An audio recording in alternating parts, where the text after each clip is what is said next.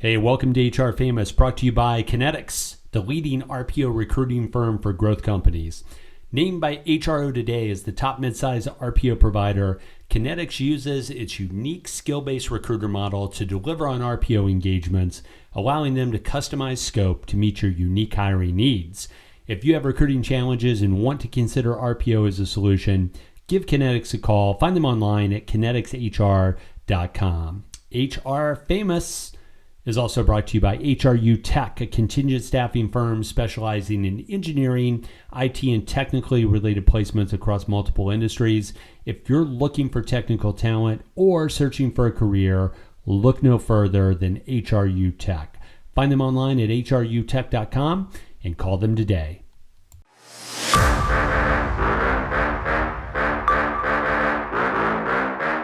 What's up, guys? It's HR Famous, and it's JLee here in the driver's seat again, hosting. Look at that. Glad to be here, and I'm joined by my friends Tim Sackett and Kris Dunn. Gentlemen, how are we doing? I'm doing good. I mean, besides the fact that it's springtime in Michigan and it snowed twice this week, it's not as bad as like Upper Peninsula Michigan. Like I think where Marquette and like they have like Michigan Tech University got 21 inches of snow this week, which is insane. Yeah. I can't tell from your voice, Tim, if that is springtime allergies that's making it husky, or you just brought your sexy voice today. There's a little something there. You hear it? Maybe it's like the fifth like conference call I've been on today, so you know, one of those. Smoke 'em if you got 'em. That's what that says to me. Kris, what's up? How's it going? Well, you know, I don't have snow, JLee. I've been out on the deck already today With your my cat? I With my hate cat you. that Tim loves to hate. Kris It's Dunn. like day 30. It's day 35 of the Great Lock-In. I'm trending positive. Got my eye on the curve. And some nifty new projects, I might add, JLee. Ooh. Well, I like trending positive because we need some more of that in our world. And, you know, I don't know if you guys heard about this, but I'm so tired of the doom and gloom every single day. Like, I cannot watch or read the news unless it's to tune into the Cuomo brothers. But John Krasinski, from fame of The Office, married to a very wonderful woman as well. I don't know if you guys heard, he started this new YouTube series called SGN, the Some Good News Show. And I just feel like we need more of that in our world. It's wholesome. It's good news. His kids are like doing the artwork for the show. And so I want to hear good news. I want to hear what is going on in your worlds that are good, good bits of news. So Katie, what's good in your world? Well, that's a great question. Who can compete with John, really? He's got his kids doing the artwork. I'm throwing out like corn nuts on the kitchen floor and having the boys like scramble for them in day 35. That's my like parenting side. So the good news, first of all, it's day 35 for me. Corn and nuts. Knock on wood, I believe that I'm disease free. JLee. Well, So shout outs to Mrs. Dunn for keeping all of us disease free. Go ahead, JLee. Then I got one more thing. That's in the eye of the beholder, because some might say having the antibody is actually the good news, but you find your silver linings where you have them. Yeah, I'm counting on the the herd immunity to like check this off for me. I guess the other good news, and this is some good news, is that I've got both boys home, and I think they have spent more time with each other than they have for a while. And I see a little bonding going on. I hear a little like cursing at times that's good natured, and I like that. Plus, we've eaten dinner together more in the last couple of weeks than we have for a year. So that's the positive. I think we're growing closer. I don't think anybody's like losing their mind yet. Tim, what about you? Yeah, I do love that they brought the Hamilton cast on, right, to sing to that little girl. That was amazing. Oh man, I love all the like late night shows are doing that, where they're bringing people on and doing some cool musical stuff. So I've been catching up with a lot of that. And same, like the amount of garbage we have in our house because of the amount of eating we do at home now is insane. Like I didn't realize like how much we ate out until you start taking a look at like, you know, all the garbage because you actually eat in. I love to cook, so for me that's always like a positive. So we've been trying some new things, doing some of that stuff. We actually, you know, it's a crazy thing that happens. We do a lot of TA stuff, all three of us. And so my team has obviously less openings to work on, like we all do.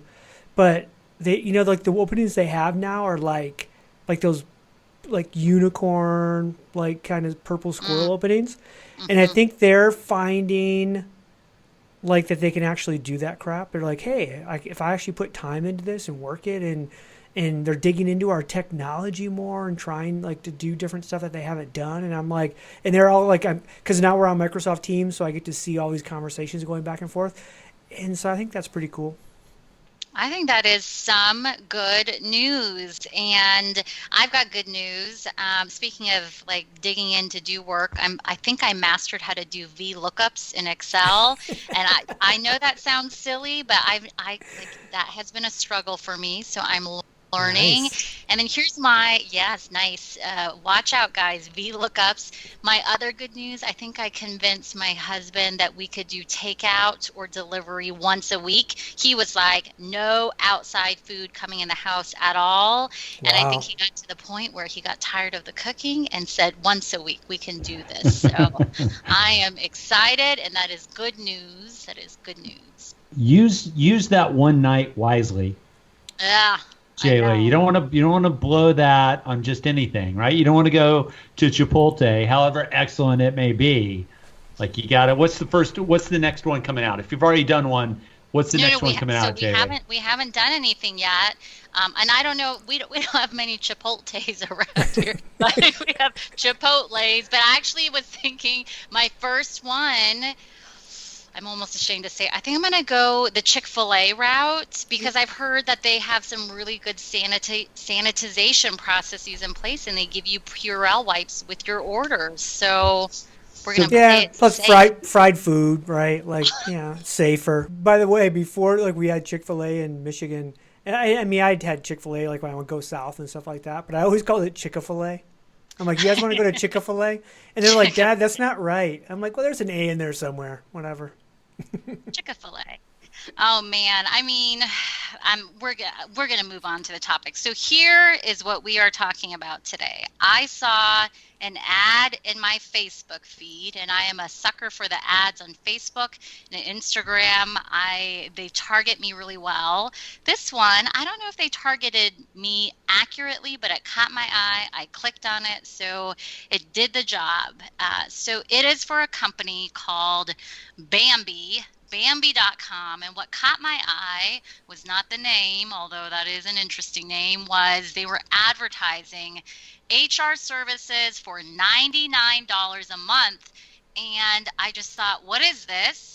First of all, because I wondered maybe my sister can stop calling me for free HR advice and instead I could send her there. But I was like, $99 a month, what is this? So let me read to you a little bit about what Bambee is, how they position themselves, and I want to talk about this because I am fascinated. So this is on Bambee.com's website. They say, Bambee was founded on the disruptive idea, it's always a disruptive idea, that every business should have access to an affordable human resource manager, and every business can run like a Fortune 500 company. So pretty compelling statement. And when you do some digging, Bambee is actually founded by the former CMO, Chief Marketing Officer of ZipRecruiter, so someone who's been in the talent HR space, and he feels like HR is this important to the world of business, that like it should be affordable and available for everyone, and in particular small businesses. But I think what caught my attention was this price point of $99 per month to get your own dedicated HR manager, and I just think it's so fascinating. So Tim, I'll throw it to you. I mean, $99 a month, you're a small business owner, you're a former HR professional. What's your take on this?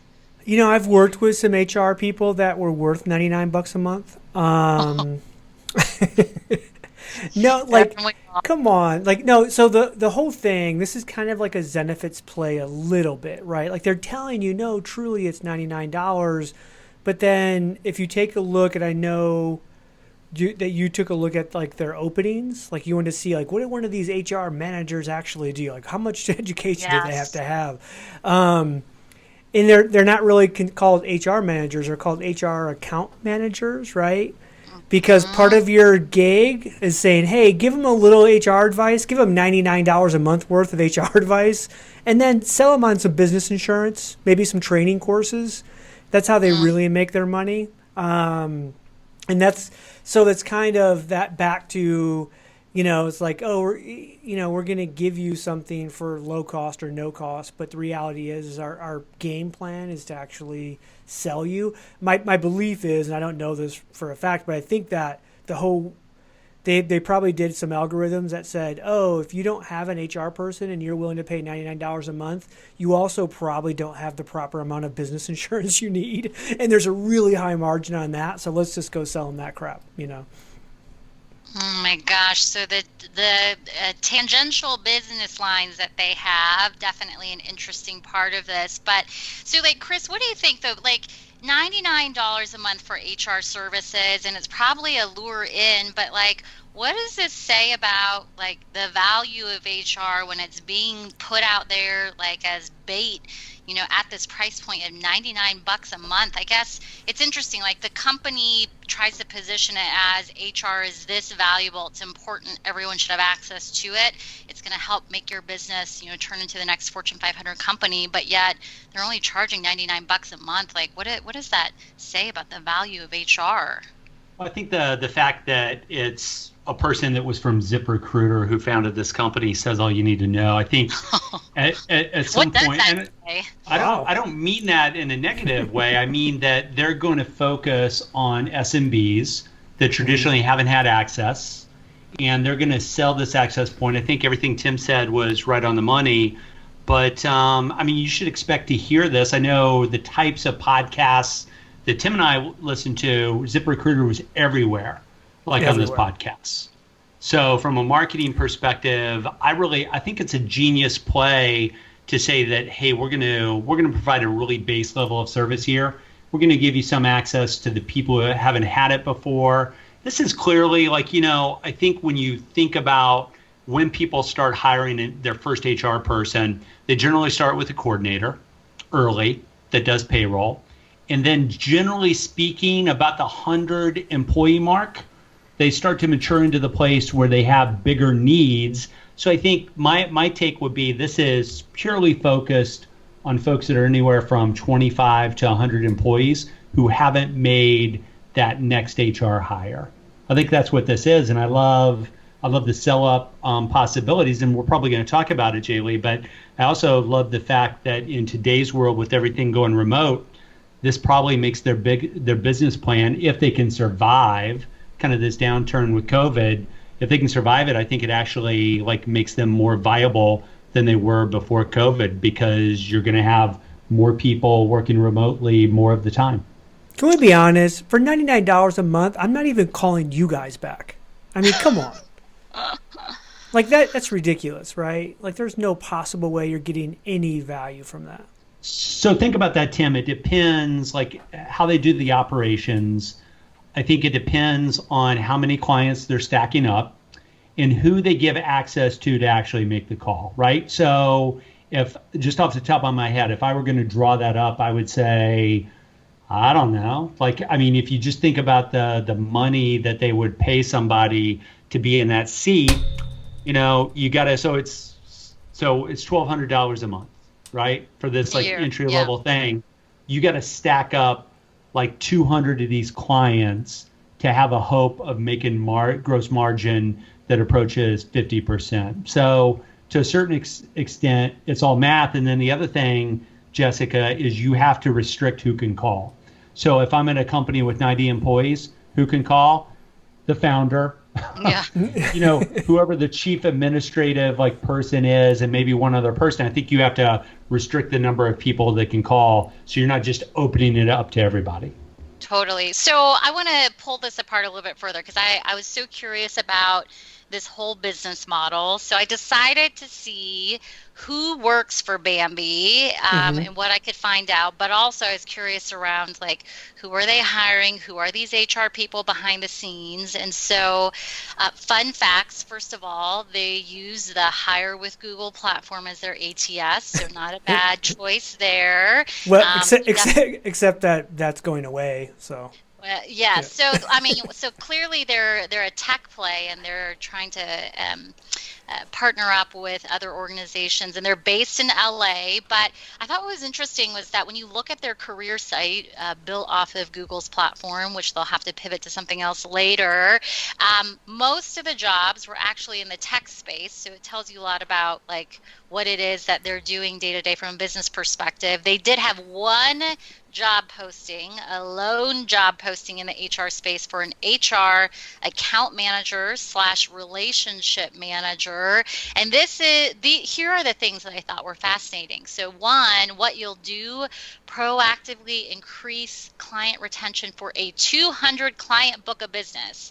So I was trying to imagine what that means. If you are an HR account manager and you have 200, is that what it means? 200 clients that you are managing, and so 200 different businesses where you're doing HR on their behalf. I don't even know, how is that possible, Kris? What does that mean? Well, that's what it is. That's what it is, and that's the margins. If you do 200 times, 1,200, you're above 200,000 in revenue off that person, and you're going to pay that person X. It's going to be fully loaded. You got administrative burden. All that person is trying to do is create scale where that one person, the book of business that they manage, has gross margins of 50% or better. That's all that is. That's how any of us would build it. Now, what the service level is behind that, JLee, that's a secondary thought. The first thing you have to do is build scale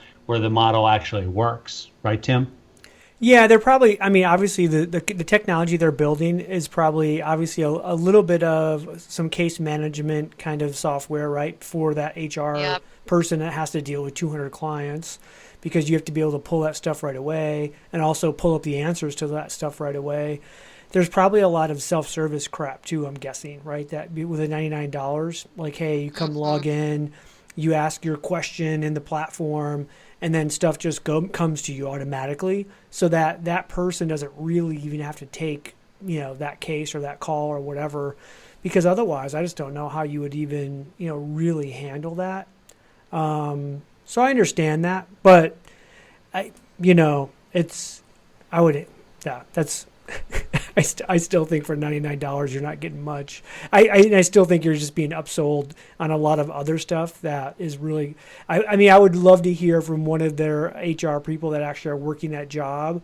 How much are they measured on upselling to business insurance training courses, stuff like that? Hey there, I'm Tim Boris, host of the Working Well podcast, where business strategy meets human sustainability. If you're an executive, a leader, or change maker ready to ditch burnout, build thriving teams, and drive real results, this is your next must listen. Tune in on the Work Defined Network or at timboris.com/podcast.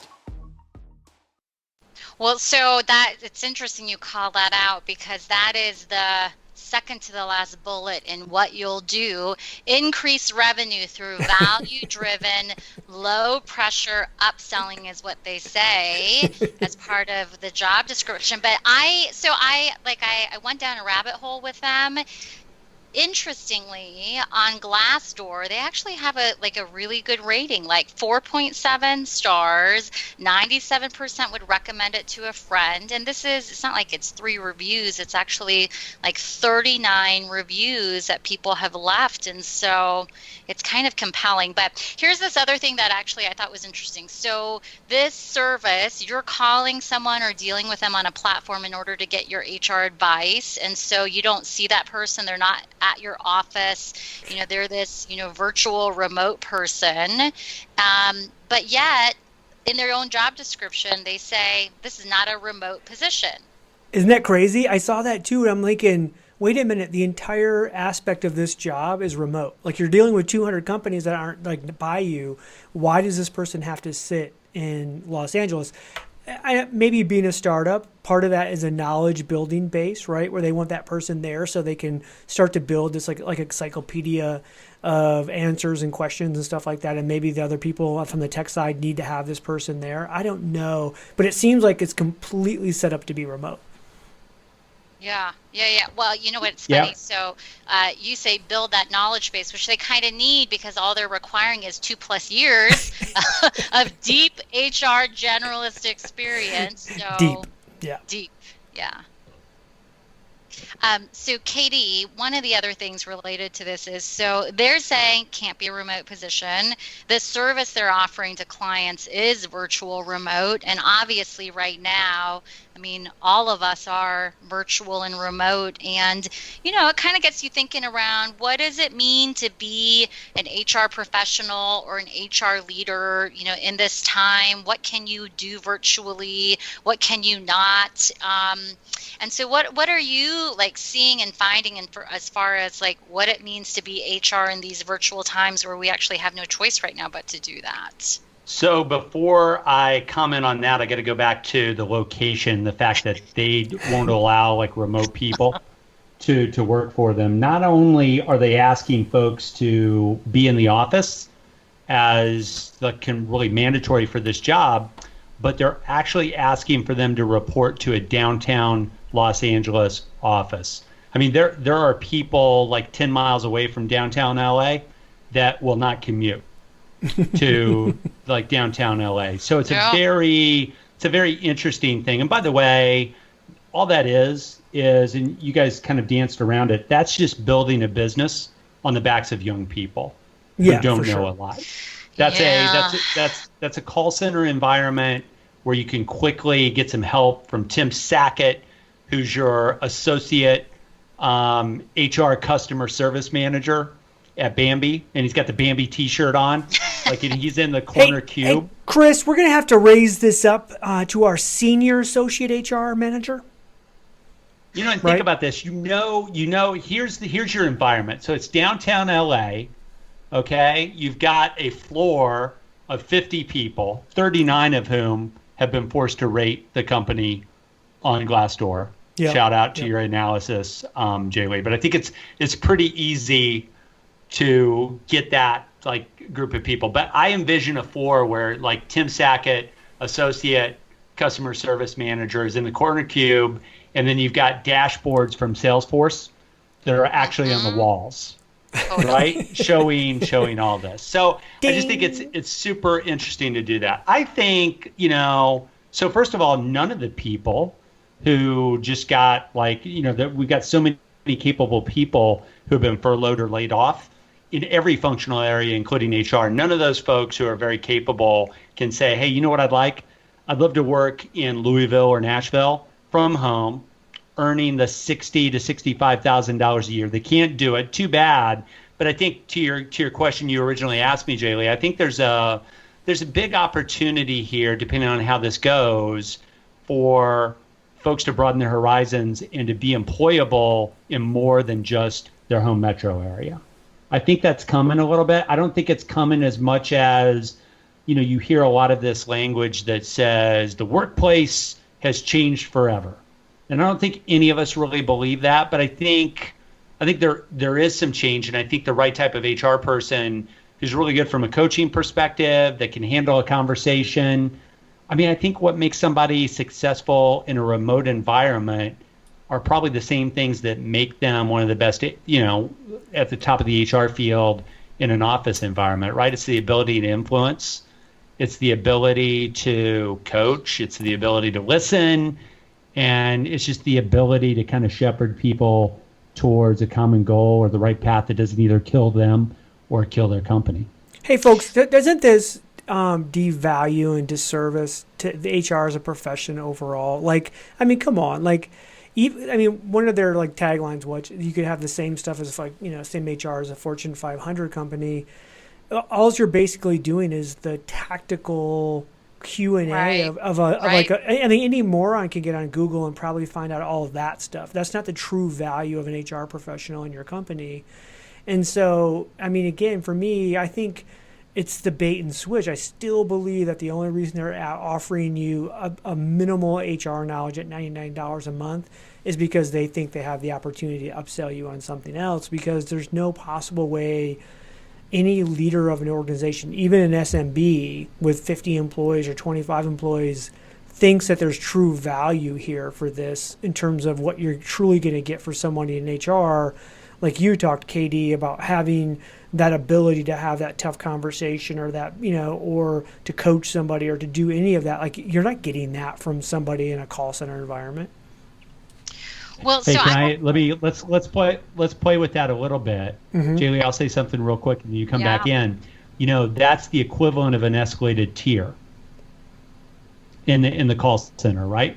Yep. That's an escalated tier that goes up. And I think what you do, like if you're a salesperson for Bambee, I think what you do when you go in and you talk to that founder CEO that's sitting at 60 employees and is thinking that, if they reach out because they heard about it on a podcast, right? Mm-hmm. They reach out, they want to know what it's about. The pitch becomes, hey, you know what? You can spend this base amount. You should plan on spending another $25,000 to $30,000 on enhanced services, and you're still going to be spending half of what you would spend for a full functioning early career HR manager, fully loaded, right, JLee? JLee, is there a head of sales at Bambee open currently? Because KD is like Oh, positioning himself chief revenue here. officer. Mr. or matter of Mrs. fact. ZipRecruiter, I'm right here. yeah, but are you going to move to Los Angeles is the question, Katie? Because Well, I think he could. Well, I I'm think gonna he could sell I'm them. going to break that he the could paradigm. Yeah, I think he could sell them that he can do it from BM. Well, so I'm going to break the paradigm. the thing that I'm wondering though is like, is the only way also that they can manage this at scale is like if they are developing your HR policies and procedures and they've got all these tools, like if it's the same set of policies and procedures that they're using across all their clients, then like I don't understand how else you manage a 200 book of 200 clients, like with all the nuances across all of them, and God knows how many states that these companies may also be located in. You know what I'm saying? Like, Yeah, how- the states. Yeah. The states thing gets like scary pretty quickly, which I guess is one reason that it makes sense they would actually be in California. Yeah. So more founders in California than anywhere. And I guess if you have to locate somewhere hard on location, it makes sense to be there. But hey, play around with this, JLee and Tim and everybody listening. Really, this is all about downtime. And I just gave you my sales pitch. Look me up, founder at Bambee, if you're interested in a sales call. Kris Dunn, that's with a K, KRISDUNN. But think about this. This is really all about the downtime. So if Tim wanted to, or JLee, if you wanted to, you could create the same company and you could just go a level above. You could say, hey, you know what? It's not $99 a month. It's actually $1,000 a month, like for the base service. You could get that tiered up a little bit, and you could go out and create the same company with higher end remote resources and probably do a better job on the employee relations side of the business, et cetera, et cetera. So I kind of like secretly love the idea. And I love the fact that I can put Tim Sackett. Katie's opening the three of us to start a business. Yeah, right? What are we going to call it? It's not Bambee. No. What is it?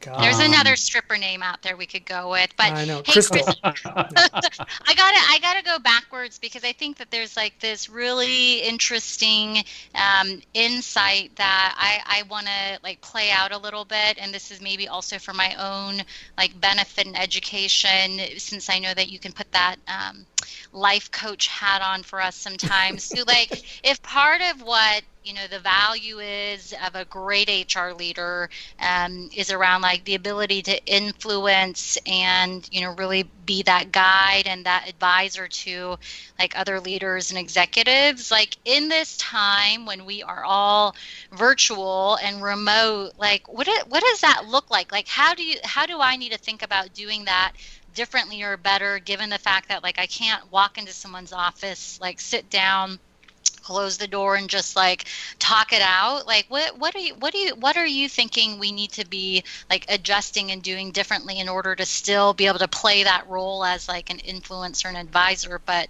yet I can't see you every day? So this is where I put the bumper like music on before I come in. Tim, you may want to give it to me. Something like Kris Dunn, life coach. Tim, give me the bumpers when I come in. Welcome, Kris Dunn, life coach.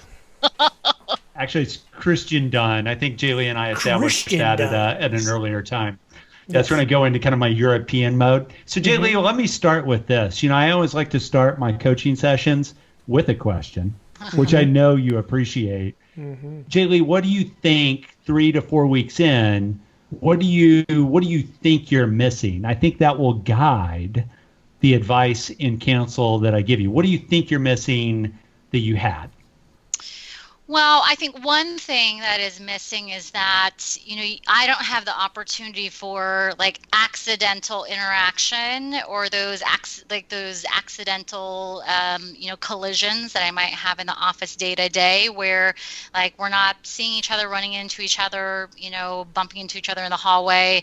And so the number of interactions and touch points are fewer. So that's one thing where like I've got to be really purposeful and seeking out and setting up time or reaching out to someone. So that's the first thing I would say. Okay. Interesting. You want me to react to that, or do you have another one? No. He's Kris Dunn, life coach. Kristian Dunn, life coach. What do you say? So Jessica's great point. Here's what I would tell you. I would tell you don't need more planned digital interactions. Really what you need is the appearance of more unplanned digital interactions. So for that person that you missed just bumping into the hallway or at the triple secret espresso machine at Marriott, hope I pronounced that right, corporation, I think what you need to do is you need to text that person more. You need to share more stuff that you think is developmental for them or is going to foster some type of conversation between the two of you rather than setting up more formal one-on-ones. So you want the appearance of unplanned digital interactions that maybe result in a phone call, but secretly they're all planned out. Tim? Hey, by the way, great tip today I got. I was on a phone call doing like a panel thing, and the VP of talent from Deloitte was on, and they're all kind of remote. They've been doing this for a long time, and she said one of the things they do on Zoom is they keep a Zoom room open the entire day. That, like a social room that you can just pop in, right? You got 15 minutes, you're just going to go over there, see who's there, and have some interactions with some people. I love that. I know. And so like everybody was kind of like, hey, that's kind of cool. Like you just kind of pop in. Can you imagine though? Like the HR person in me goes, I'm going to be in there like looking to find out who the hell is in there most of the day. Like, hey, why is Tina... God damn it, she spent 6 hours in the social Zoom room today. What's her problem? Oh, man. Or how about this, Tim? How about this? You go in the room, and it's like when you're exiting the break room quickly to get away from somebody. Yeah. It's like if you're in the Zoom room, and I don't really like notice it, and I come in, and I like blip on the screen, and then I blip off. That was me like turning my shoulders to come in the break room, and then I continue on because I didn't want anything to do with you. We call that getting zoomed. Kristian Dunn. Kristian Dunn's in the Zoom social room. I'm out. I don't want to hear his advice. Just drive it by. No, I think that's good advice, Kristian Dunn. And I guess, for me, I think that like part of it is whether this is right or wrong. I rely on like the currency I've earned up and what I have in the bank, and that will help me with managing relationships in this different time and using influence. But I'm sure for others, like there are things that they're trying to wrap their head around as far as what to do differently or better, maybe if they don't have that currency. So I don't know. I think that like there are things to think about as far as how you might manage those relationships differently or better in this environment. Anything else you would add? No, I think that's the biggest thing. I don't think you can do one-on-ones. I don't think you can one-on-one your way out of that. Yeah. I think you got to find ways to be more informal. Tim? The more I think about this Bambee thing, the more I think I'm coming to Chris's side that I like it, because we talk about this whole relationship thing. So let's say you get the cheap $99 HR manager, and let's say it's Jessica, right? And you have a few conversations a month with Jessica. You begin to like Jessica. You kind of trust Jessica. She's your HR manager for $99 a month. And then Jessica comes to you about month 9 to month 12 and says, Tim, you're the CEO of this small business and you really are underinsured, and I'm your trusted advisor and we should buy this. By the way, I'm not going to tell you that I'm getting a 35% commission on this insurance that I'm selling you, but I think it's kind of brilliant, actually. Like, I'm like, man, I think we should go high end on this though, Katie. I think you're right. By the way, so it starts at $99, but that's only if you have 1 to 4 employees. Yeah, you're an employee shop of just yourself. JLee. So what are the tiers, JLee? Then 1 to 4 employees, $99 a month. 5 to 19 employees, $199 a month. Oh, Jesus. 20 to 49, $299 a month, and then the highest tier is 50 to 99 employees. Then it becomes an HR director who you have access to for $749 a month. So yeah, those tiers, that's interesting. That makes sense though. I wonder if I could do this job. I wonder if I could do that job remotely and still do my full-time job. Like just take calls randomly. Like, yeah, I think that'd be fun. Hey, Tim, it's Ted from ABC Manufacturing in Duluth. I got a problem here. Oh my gosh. I got a thumb, Random 5-minute thumb that just came off, and the guy's bleeding out. Is this reportable? Am I going to have to pay for this accident? What do I need to do? Is this going to increase my business insurance? Let's talk about insurance real quick. Well, so we're going to have to keep our eye on Bambee.com. I think it's an interesting model, and, at some point we'll be excited to roll out the new business model of stripper name to be determined higher end version of Bambee that you guys will come up with. I've got it, by the way, JLee. Welcome to the main stage, Sierra. Ready? Wait for it. What? Cheyenne. Sapphire. Ooh, that's good. Sapphire HR. Wow. That might be the name of our next podcast series. I love it. Well, Bambee, thanks for letting us crap on you for a little bit, but it's actually the highest form of flattery that we're so intrigued by you. So I'm sure AJ, their CEO and founder, will be coming a calling to chat with us about his services and what he has to offer. So day 35 and this lockdown is coming to a close for Kris Dunn. I don't even know what day it is over here. All I know is it's week 5 maybe, or something like this. It's all becoming a blur, but this is crazy. The other thing I've been thinking about, then we're going to close, is that I'm just so tired of eating and cooking, and thank goodness we are going to start eating out, but I'm just tired of eating. It's there's always a meal to be had and there's always mouths to be fed, and I probably need to go cook some dinner right now. So I don't know. What's for dinner over there tonight, Sackett? What's happening at your household? Well, JLee, I think we're going to have Mexican tonight, but I want you to enjoy that burrito bowl from Chipotle. I don't know how you pronounce it anymore. Chipotle. But enjoy your eating out. Katie? Man. I don't ask what's for dinner. I don't cook. It's not a skill of mine. And in day 35, I know enough never to ask. Oh my God. Can you please message my husband with that piece of advice? Don't ask what's for dinner. Bobby, if you're listening, just take it as it comes. Just stop. That's good though. You guys haven't had a blow up about it. That's awesome. We haven't either. I just kind of think I've learned my lesson like day 13. I was like, oh, okay.